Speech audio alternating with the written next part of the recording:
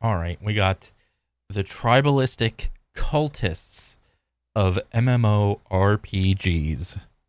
from your boy Mad Station Show. Let me see what he's got to say.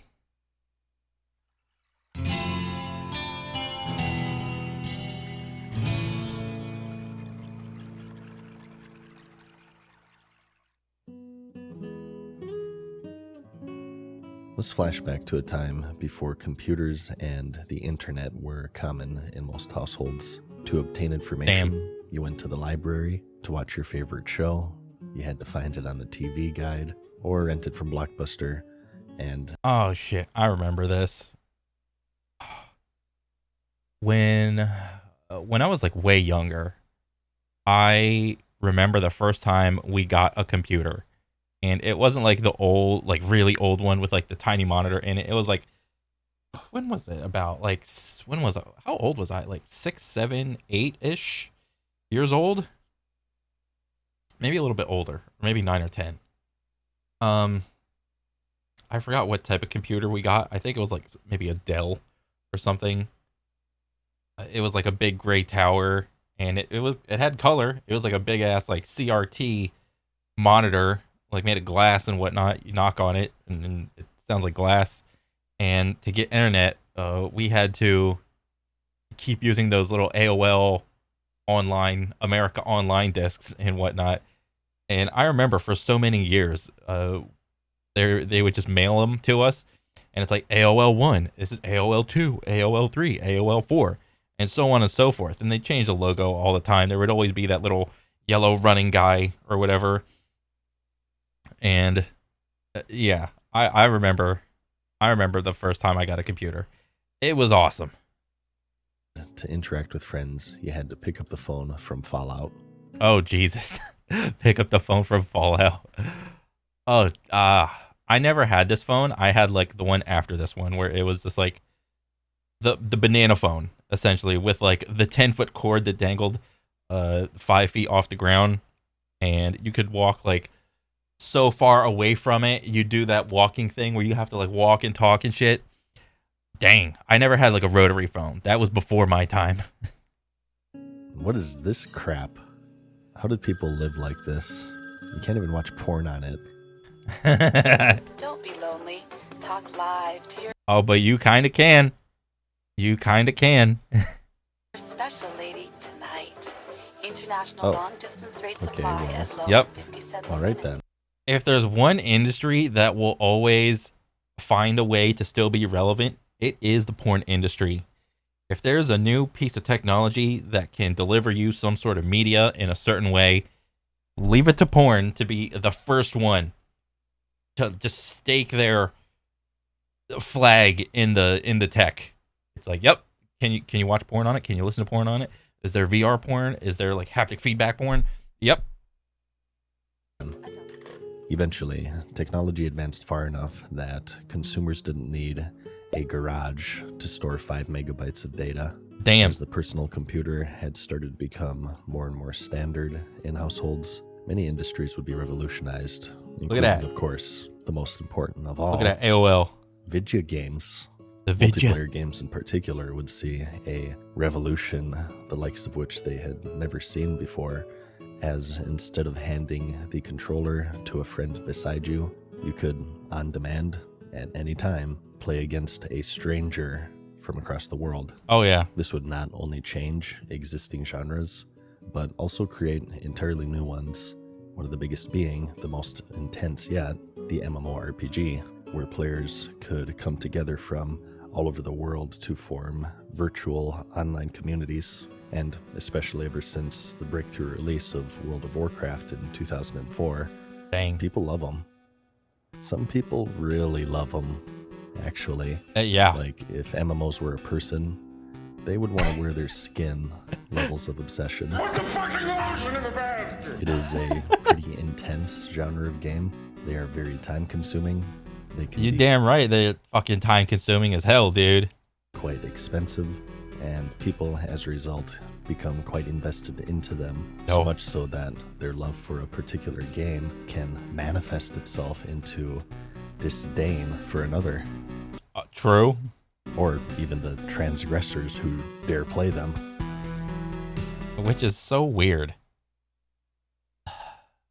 I mean, I get it, because I could easily make the same analogy for like FPS games. Like I didn't when I first started playing video games, I was not brought up on a computer. I was brought up on consoles. So meanwhile, while PC bros were enjoying Counter-Strike and like games like that, I was over here playing like Halo and Call of Duty and whatnot. And then you could always make the argument that like, oh, Counter-Strike is like, and Doom are like, and Quake are like the original like FPSs, and like everything else just was a branch off of that. So I can understand if you were like a PC gamer in the beginning and remained a PC gamer until the end of, well, until today, then it's like everybody else is like just a clown and you're just merely adopting it or whatever. And it's like, it is kind of elitist or whatever, because like if someone can like eventually come around to seeing, and this is going to sound stupid, if someone can eventually come around to seeing why one way of playing is better than the other, then, or at least acknowledge the biases in one technique or another, then I think it's fine or whatever. There's no need to like gatekeep anything. That's really pointless. Tribalism.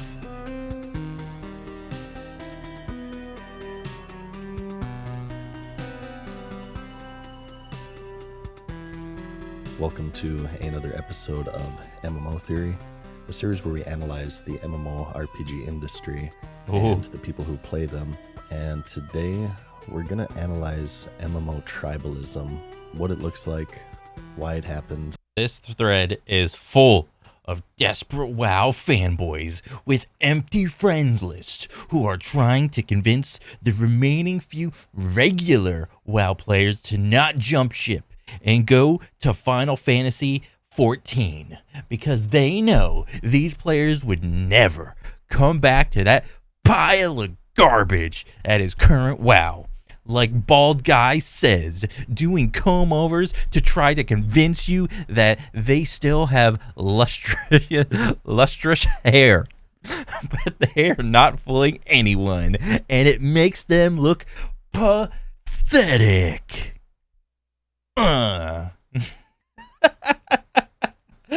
Oh my god. And its effect on fan bases, the industry at large, and social media as a whole. So, tribalism is defined as the tendency of individuals to... Bro, I remember doing this. This was back in like high school days. There were two types. These lightsabers are fucking baller. Like, these guys are actually trying to like fight and shit. Like, look at these dudes. They're like going at it. Like not even giving a fuck about if their fingers are gonna get like smacked and shit. We had the see-through, like semi-transparent lightsabers where, you know, you had the light and whatnot, but then you had like the hardcore fucking other lightsabers where it was just, there was no light, but it was just like a solid color of like either red, green, or blue. But the plastic on it was way much, like, it was so much thicker, and those lightsabers were way heavier. So you could whip those things and fucking swing and smack and slash and stab to your heart's content. Yeah. Like way harder than like you could with these like thin plastic lightsabers. Yeah, me and my buddies had tons of lightsaber fights. Many fingers were smashed on multiple days.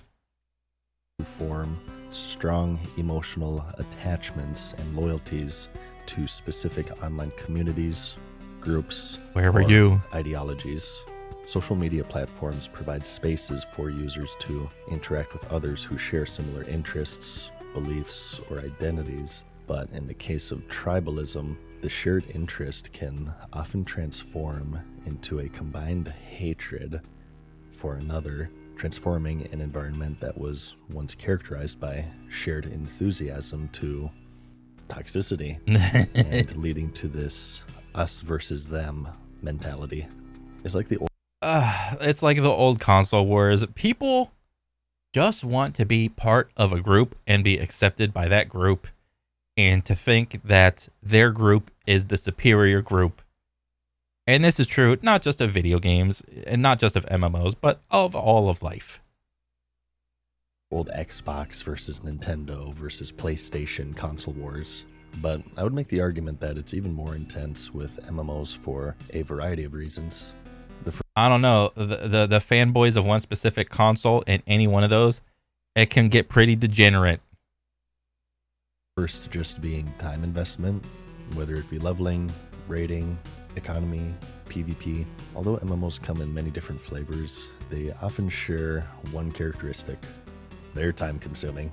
Yeah. The goal of the MMO developer is to keep the player hooked and forever creating new obstacles and also satisfying ways to overcome these obstacles, whether that be in the form of quests, raiding, PvP content, whatever. And so each of these activities are designed to sink days, weeks, months, years in. Yeah, it's just like the fundamental concept, I would imagine, at least the initial one for an MMO, was to have these long, drawn-out time investment achievements to be the overarching theme in MMOs. Like, if you spend a lot of time farming this thing, doing this quest, or dungeon, collecting a thing, or farming a skill, whatever, you get the reward at the end of a huge time investment thing. It's not necessarily a skill investment or an overcoming of a like a skill challenge or something like that, like understanding patterns, like doing a boss fight or something like that. There are aspects of those things in MMOs, but I would say, if you say MMO, I would probably say more often than not say time investment as just like the first thing that pops into your head, not necessarily like skillful thing or whatever. To all the while the players invest more and more time into them. So a lot of why this tribalism happens has to do with how humans shape their identity. The more time that we tend to invest into things, the more emotions we also invest into that same thing. This special personal connection is formed as it becomes a daily part of our lives. Oh yeah, 100%, dude. The more time you spend investing in a thing, the more attached you will become to that thing. 100%. Some would describe it as a comfort activity. So with how MMOs are structured, with activities resetting daily, raids resetting weekly, and so on, there's this incentive to make them a constant, everyday part of your life. A constant hamster wheel, a constant treadmill that you're just on, always running, always running. Toxicity, such as with tribalism, often spawns from emotion. Let the hate flow through you. And with these MMOs, there's this huge potential for. Oh my god, I remember Star Wars Galaxies. You know, I actually went back and played like what is it called, like a private server on one of these things, and I actually was able to like level up like a profession to like master rank of it or whatever. And then after that, I was like, I had no more need to want to do it anymore. Like maybe I probably could have played like a different profession. Like what did I play? I think I played Commando. I got like a Master Commando, some private server, and it if I were to compare the time it took for me to get from like 1 to 60 in WoW versus the time it took for me to get like from like novice bro to like Master Commando, I think it was like way shorter, but it was like way more boring in Star Wars Galaxies for sure. And it wasn't necessarily the same game that I thought it was. Like I kind of knew what I was getting into or whatever, but I was just like, this feels so monotonous. I mean, yes, I acknowledge it's a private server, and what is it? It wasn't there. It was like pretty populated, but not like crazy populated. It wasn't like the place, the most populated server. It was like, I don't know, just like medium, I guess. You know, most of the time you're out there fucking doing shit alone and whatnot, and it was amazing to have like your little speeder bike and whatnot to get from place to place. But dang, fucking, I felt pretty accomplished. I was like, okay, I got my master profession, because like there's, what was it, like the base professions and then like the secondary ones. I got like Master Commando. I was like, okay, I feel satisfied. I beat the game. Even though I didn't like technically beat the game, it's like I feel pretty accomplished. I'm just gonna get out. because I don't want to fucking put any more time investment. I got the nostalgias out of my system. I'm like, okay. Or this very heavy emotional investment that comes with time. In addition, we also have money. In the early days, the monetization model for MMOs was as follows. Yeah. You bought the box and also a subscription to play the game, and every couple of years, if it was popular enough, expansions. This itself already made them much more expensive than any other genre of game, but it made sense. Because content is continuously being added, it does make sense that the game demands this constant flow of income to fund it. But as time has shown, this would prove to be chump change compared to... Yeah, you need fucking store mounts. We're not getting enough money, guys. I'm not seeing enough movement. I need to see more movement. I need to see those numbers go up. I need more money. Lucky Yun, cow, whatever. The fucking cat, bluebird, flying white rat, robo dragon, horsey armor, a teeth dog, and moving ancient lion thing. Yeah, of course these are all like unique skins, maybe they use like a couple of the same skins in World of Warcraft or whatever, but like these are all like unique skins. It's like if you want to have like a unique experience, it's like, okay, just go to the store if you want to feel like a special snowflake. But if you rock one of these in the World of Warcraft, prepare to get spit on. The monetization models of today, such as cash shops selling cosmetics, or even straight up character progression, or battle passes, or all of the above. Oh yeah. The genre is far and wide more profitable today than it ever was during its inception. Did you know that StarCraft 2, a game that took hundreds of people years to make and sold millions of copies on launch, was financially outperformed by a $15 store mount? Yeah, I heard of this article. This was crazy. Like, and this is what gamers want, which is insane. Because if gamers didn't want this, they wouldn't do it. How about them apples? In World of Warcraft, these MMOs make an absurd amount of money because people spend an absurd amount of money. Yeah. And so the investment from the player isn't just time and emotional in nature, it's financial. And this lies at the source of tribalism. All three of these different forms of investments can spiral out of control very easily because... But within all of these... all three of these... With all of these, the one that there is limited of, you have a limited amount of time just on your time on Earth or whatever before you die. It's like 90, 100 years, whatever. You can't really extend it. Like, yeah, if you eat healthy and exercise and all this other shit, you can go like maybe like 100, 110, whatever. But you will die. Financial, good luck. Hopefully you spawn in to like some rich person world where you don't have to give a fuck about like finances and shit like that. God forbid you have to like get good at life and actually make the whole character development thing of getting good at life, getting your money up, getting a good job in school and all that shit. And then the emotional. This is just like so enigmatic. It's ugh. Different forms of investments can spiral out of control very easily because aside from time investment, the genre is also largely defined by its addictive nature. Computer addict. Yeah, this was like one of the news things one time. Like, what was it? It was like some kid that... what was the first one? There were multiple of these like types of reports. Like a kid like quit school just to play World of Warcraft or something like that after not coming to class for like a couple days or something. That shit was so funny when I heard that. And of course, it was World of Warcraft. The feeling of slowly but surely progressing a character day by day alone is an addictive feeling, and RPG games have always had this appeal to them. Yeah. But when MMOs were released, the game changed.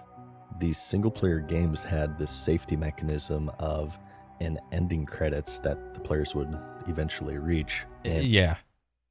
But with MMOs, there is no end. It's a treadmill.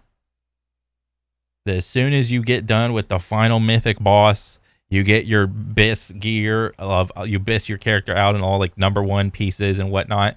You get like all the fucking like the orange level parses, or not orange, pink level parses, like 99s on everything. You beat the game, man. You beat the game for that patch. You beat the game for that expansion, but you didn't beat the entirety of the game. There's always, chances are there is always something to do in good old World of Warcraft, or just any MMO really. Unlike single player games where there is an end. in an amount of time proportional to the level that they got hooked on them.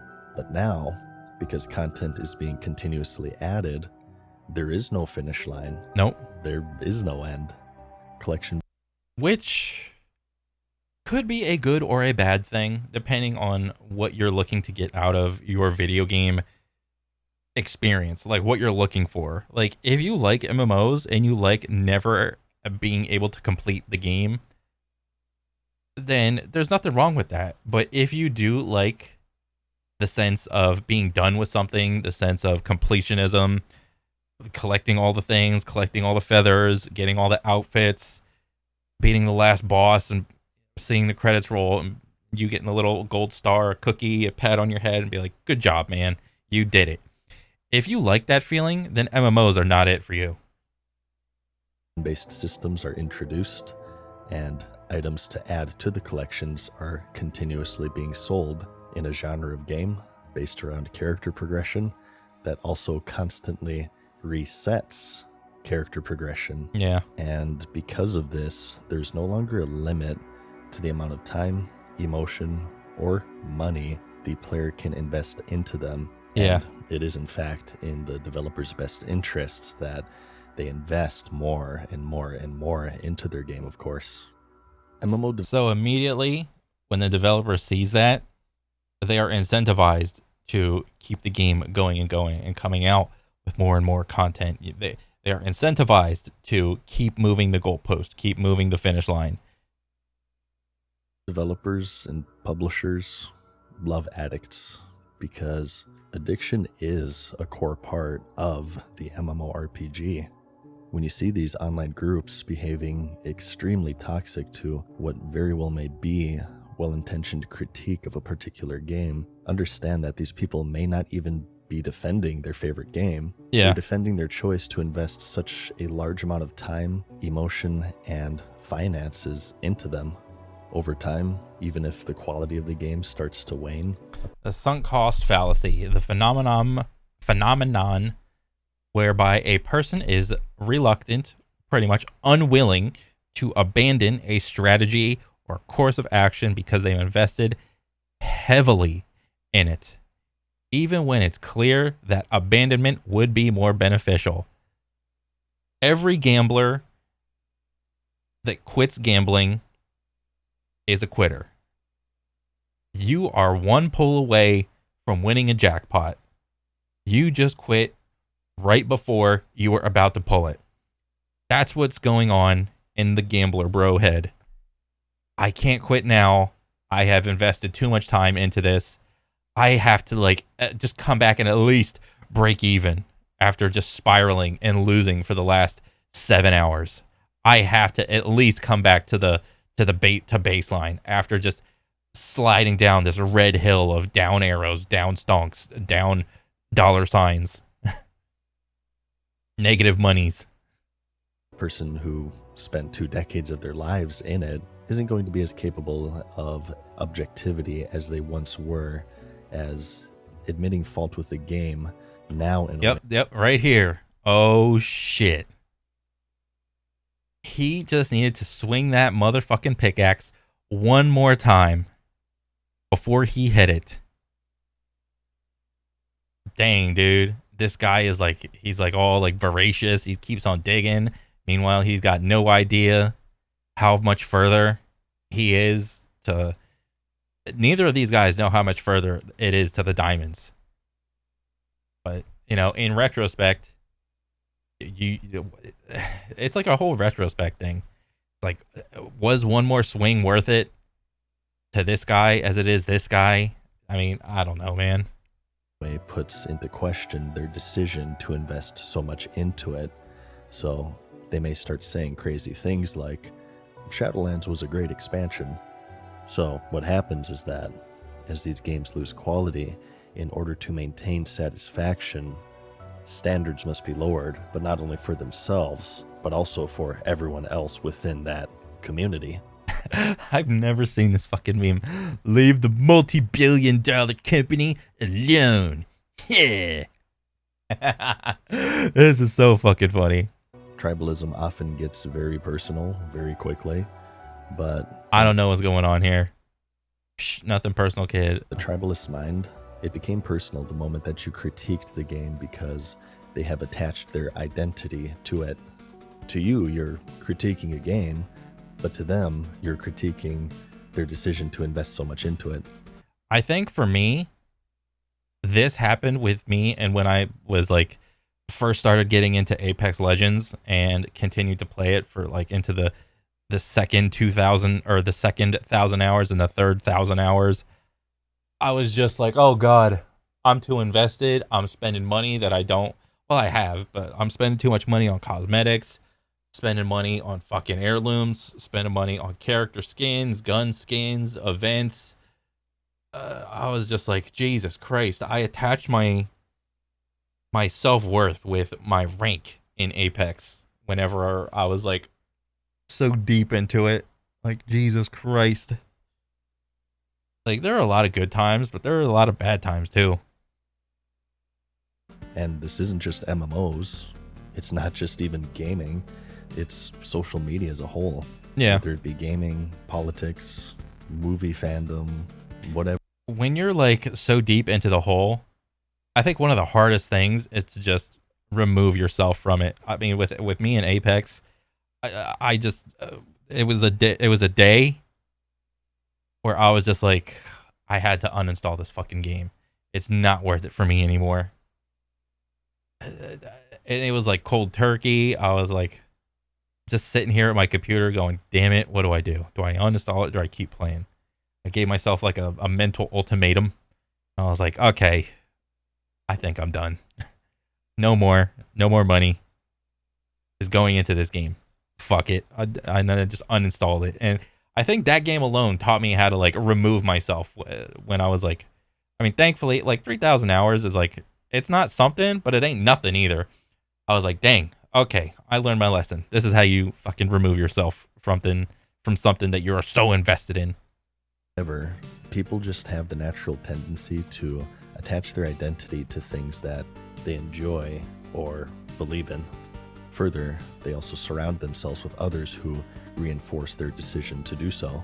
By doing so, this positive feedback loop is formed within these communities. Oh yeah, the group factor.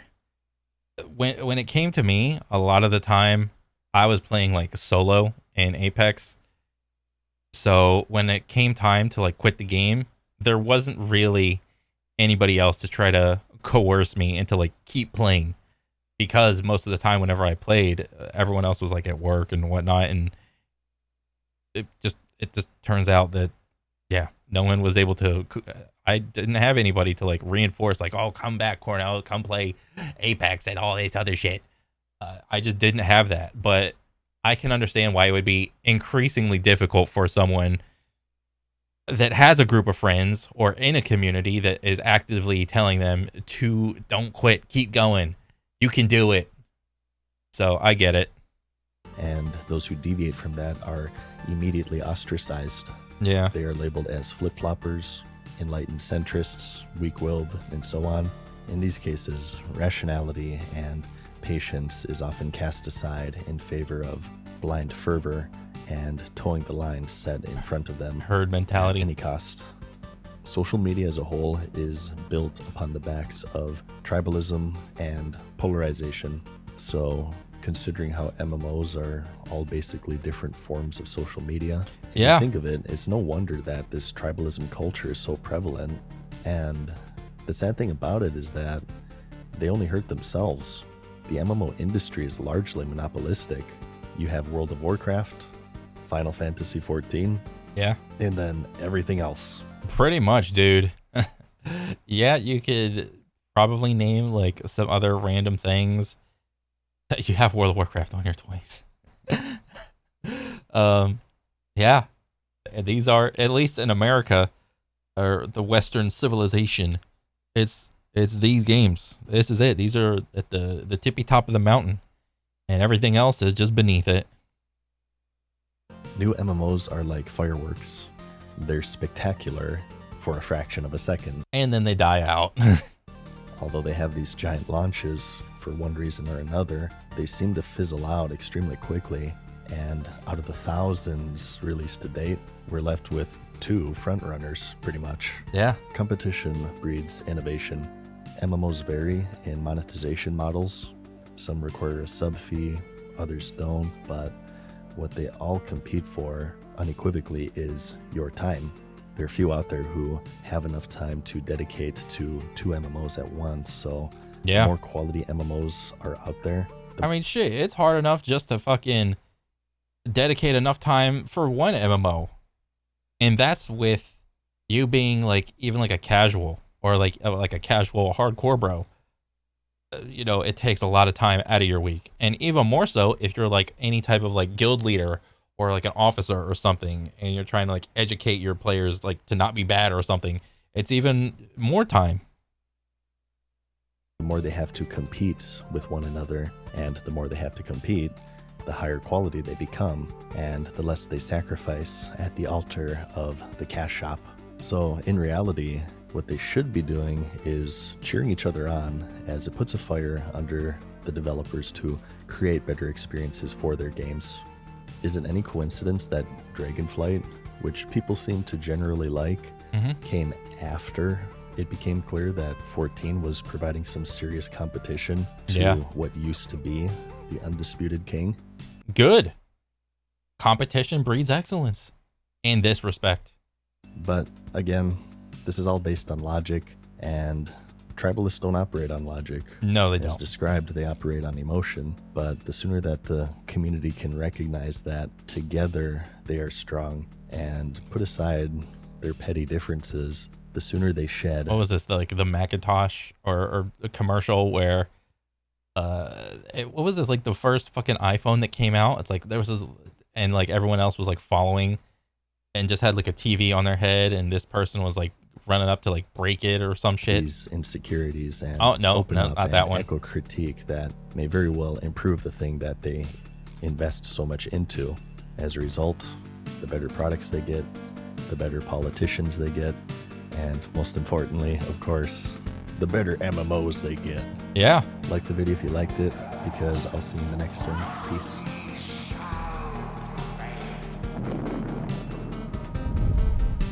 Nice.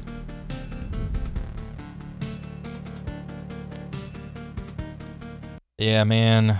I mean, you just talked about MMOs. I think much can be said for the same thing of like FPS games in general, with all the different types of FPS games and whatnot. You know, M&K versus controller, aim assist, no aim assist, and all that jazz. It's just another version of tribalism, really.